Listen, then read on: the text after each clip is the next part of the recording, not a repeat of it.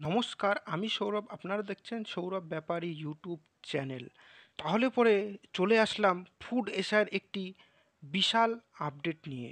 তাই ভিডিওটি মিস করবে না এবং স্কিপ করবে না। কিন্তু ভিডিওটি শুরু করার আগে একটি কথা বলবো, এই চ্যানেলে সব রকম চাকরির নিত্য নতুন আপডেট দেওয়া হয় এবং ফুড এশিয়ার সব রকম আপডেট আমি দিয়ে থাকি। তাই চ্যানেলটিকে সাবস্ক্রাইব করে পাশে থাকা বেল আইকনটি প্রেস করে দিবেন এবং নিচে ডিসক্রিপশনে আমাদের টেলিগ্রাম চ্যানেলের লিংক আছে, জয়েন হয়ে যাবেন।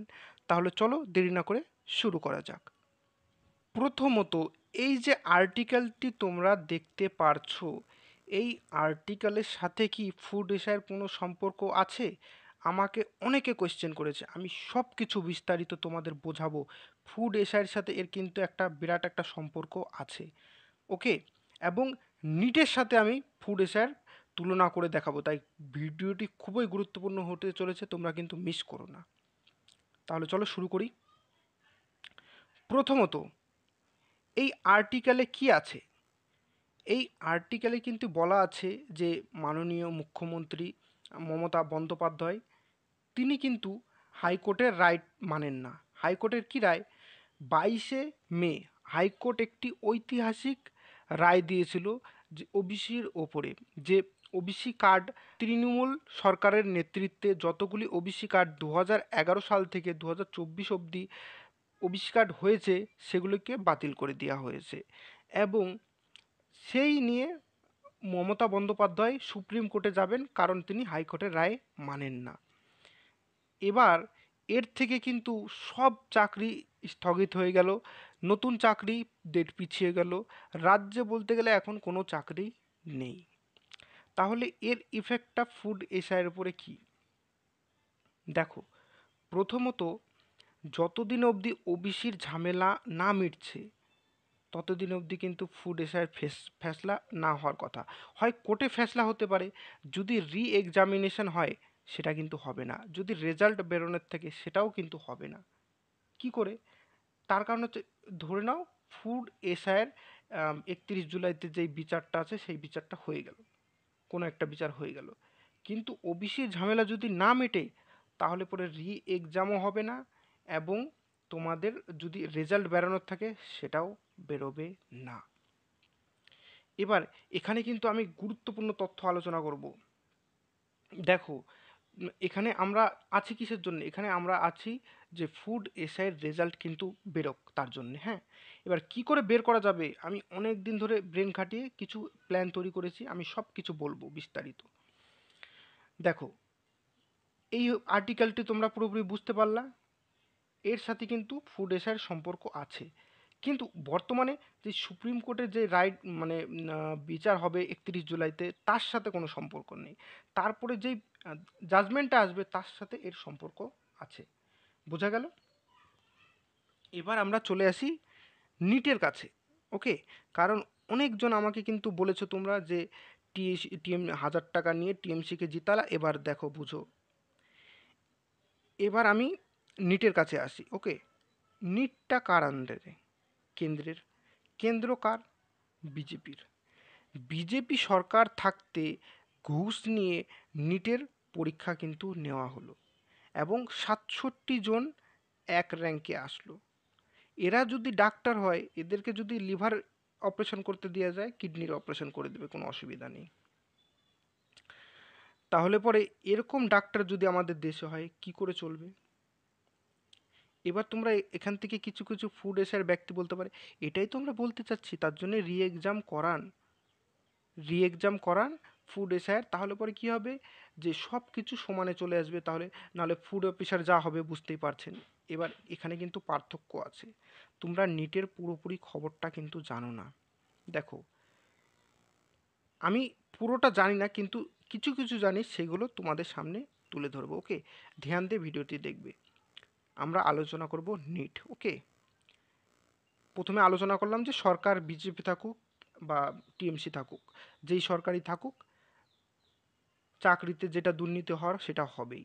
সেই দুর্নীতি আমাদের এড়াতে হবে এবং সব থেকে বড় জিনিস যে এই কেস খামারি আমাদের বন্ধ করতে হবে। তার কারণ কি?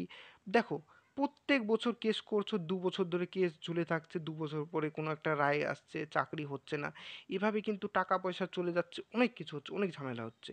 কিন্তু আমি বলছি না যে দুর্নীতিকে আমি সাপোর্ট করছি, দুর্নীতিকে বাদ দাও, কিন্তু তার একটা আলাদা পয়েন্ট বের করতে হবে। যেমন দেখো নিটে কি হলো, নিটের পরীক্ষা হওয়ার আগে বিহারে কিছু ছেলেপেলেরা প্রশ্নপত্র পেয়ে গিয়েছিল টাকার বিনিময়ে। তো বিহার পুলিশ সেখানে ছাপা মেরে সেই সব ছেলেপেলেকে রাজস্থানে পরীক্ষা নিয়েছে আলাদাভাবে। আলাদাভাবে পরীক্ষা নিয়েছে, আলাদাভাবে। কথাটা কিন্তু পয়েন্টটা মনে রাখবে, পরে এই পয়েন্টে আমরা আসবো। ওকে? তারপরে পরীক্ষা নেওয়ার পরে রেজাল্ট আসলো, আর রেজাল্টটা ভোটের দিন মানে বের করলো, কেউ যেন খবর না পায়। তাহলে পরে কতটা কারাপশন হয়েছে কেন্দ্রে। এখন দেখো নিটটা কতদিন ঝুলে থাকে। এবার ফুড এসআইতে আসি। ফুড এসআই নেটের মধ্যে পার্থক্য আছে, অনেকটাই পার্থক্য আছে, এবং মিলও আছে, অনেকটাই মিল আছে। সব কিছু তোমাদের সামনে ধরবো। দেখো, নিটে দুর্নীতি পেল, তাদেরকে আলাদা করে এক্সামিন করানো হলো, কিন্তু মেন এক্সামিন তো হয়েছে, মেন দুর্নীতি তো হয়েছে সব এক্সাম সেন্টার থেকে, যেখানে আরও পরীক্ষা হয়েছে। এবার তারপরে তার জন্য যে রেজাল্টটা বেরালো, সে রেজাল্টের ভিত্তিতে এমন রেজাল্ট বেরালো যে তাদেরকে রি এক্সাম নিতে হবে। এবার এখানে ফুড এসআইয়ের আর নিটের মধ্যে পার্থক্যটা কি দেখো, নিটের কিন্তু রেজাল্ট বেরিয়ে গিয়েছে, ফুড এসআইয়ের রেজাল্ট বেরোয়নি। বোঝা গেল? এবার আমি এখানে একটা কথা বলবো, যে যেমন বিহারে যেসব দুর্নীতি ধরা পড়েছে তাদের কিন্তু রি এক্সাম নেওয়া হয়েছে, আরও দুর্নীতি ছিল সেগুলো ধরেনি। এবার আমার কথা এখানে কি, যে আমি দুর্নীতির সাপোর্টে নয়, দুর্নীতির বিরুদ্ধে আছি। যারা দুর্নীতি করেছে তাদেরকে শাস্তি দেওয়া হোক, তাদেরকে চাকরির থেকে পুরোপুরি বাতিল করে দেওয়া হোক।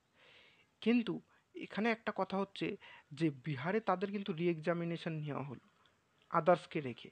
তাহলে পরে ফুড এসআইতে এমন কেন করা হবে না, যে প্রথমত 60টি মাত্র এফআইআর হয়েছে, আমি তার ভিত্তিতে ধরবো 60 জায়গাতে তোমাদের দুর্নীতি হয়েছে।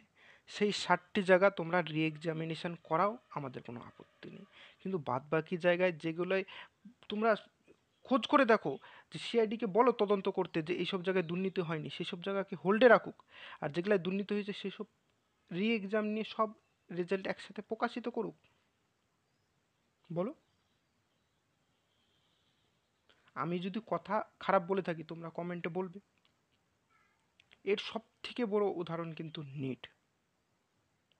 নিটের ক্ষেত্রে কী হয়েছে, যে ডুপ্লিসিটি হওয়ার পরেও রেজাল্ট বের করা হয়েছে। নিটের মতো কেন্দ্রে কেন্দ্র যারা এত করে, বিজেপি বিজেপি জয় শ্রীরাম, তাদের সেই নিট রেজাল্ট বের করে দিল, আর ফুড এসআই রেজাল্ট আটকে রাখছে। এত বড় রেজাল্ট ফুড এসআই, যার জন্য সিবিআই না লাগিয়ে সিআইডি পিছনে লাগিয়েছে।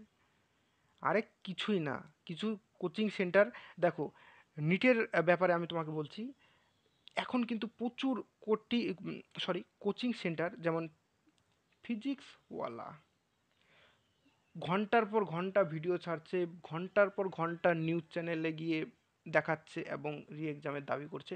ফিজিক্সওয়ালাই নাই, আরও অনেক রকম কোচিং সেন্টার কেন করছে? পাবলিসিটি। ফুড এসআইয়ের ক্ষেত্রেও সেম টু সেম হয়েছে। যেমন একজন স্যার, তার আমি নাম বলবো না, তিনি 13 বছর ধরে ডাব্লিউবিপিতে করাচ্ছেন। তিনি বলে প্রত্যেকটা থানায় গিয়ে দেখো আমার নাম। তিনি ডাব্লিউবিপির করাচ্ছেন, তিনি পিএসসির ক্ষেত্রে দৌড়ে গিয়ে গেটের উপরে কেন উঠতে গিয়েছিলেন? পাবলিসিটি। সব থেকে বড় জিনিস এই পাবলিসিটি। এই পাবলিসিটির চক্করে ছাত্রদের জীবন নষ্ট হয়ে যায়। কিছু কিছু কোচিং সেন্টার আছে, তাদের ছাত্ররা ভালো পরীক্ষা দেয়নি, তার জন্য তারা রি এক্সাম করাবে। যাই হোক, আমি এর ব্যাপারে কিছু বলবো না আর। আমি একটা প্ল্যান রেডি করেছি, যে কিভাবে আমরা কি করব। এখন কলকাতায় যাওয়া যাবে না, 144 ধারা লাগানো আছে। 144 ধারা লাগানোটা মানে 144 ধারাটা উঠুক, তারপরে ডিসিশন নেব। কিন্তু আমরা অনলাইনে একটা আবেদন করব, সেই আবেদনটা আমি নেক্সট ভিডিওতে তোমাদেরকে বলে দেবো। তার জন্যে আমাদের 600 জন দরকার। 600 জন যেন এই চ্যানেলে সাবস্ক্রাইব হয়ে যায়, এবং টেলিগ্রামের লিঙ্ক ডিসক্রিপশানে আছে, 600 জন যেন জয়েন হয়ে যায়। সেই 600 জনকে আমি টেলিগ্রাম এবং ইউটিউব চ্যানেলে বলবো কি করতে হবে। এবং এই টেলিগ্রাম এবং ইউটিউব ছাড়া আমি কিন্তু আর কোথাও নেই। কেউ যদি কোথাও থেকে কোনো পয়সা দাবি করে সেটার জিম্মেদার কিন্তু তোমাদের নিজের। ওকে? আমার যদি কিসের জন্য কোনো পয়সার দাবি হয় আমি এই ইউটিউব চ্যানেল এবং টেলিগ্রাম চ্যানেলেই বলবো, তাছাড়া আমি কোথাও বলবো না, ঠিক আছে? তাহলে ভিডিওটি অনেক লম্বা হয়ে যাচ্ছে। ভিডিওটি দেখবার জন্য অসংখ্য ধন্যবাদ। ভিডিওটি বেশি বেশি করে শেয়ার করো।